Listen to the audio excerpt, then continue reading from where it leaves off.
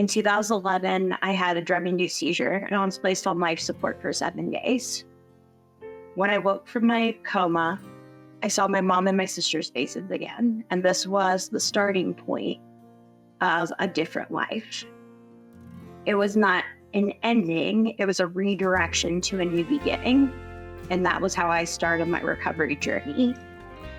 So my name is Lindsay Huff, and I have 11 years of recovery. If I'm describing my worst possible day in my recovery journey, it was waking up sick, figuring out how I was going to get the finances to get well, and then figuring out who I needed to call to get what I needed, the things that I had to do to be able to get the money.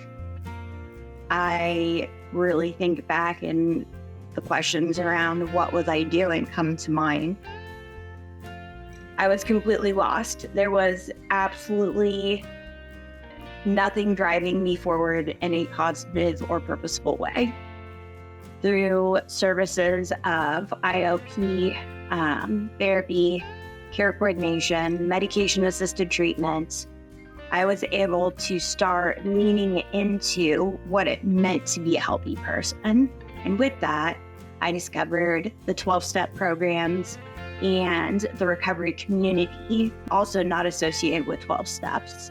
I really dove into what recovery looks like slowly for everyone. There was no one way to do it or one way not to do it. I wanted to know all of the ways to do it and then figured out what worked well for me. In 2014, I got certified as a peer recovery coach in the state of Indiana. Since that time, I have learned that I love people.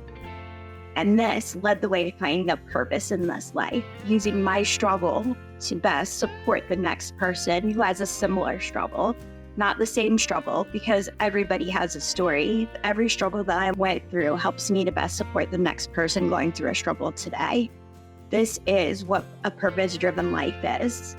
It is remembering where you came from and knowing that that struggle had a meaning and using it to move forward in your purpose.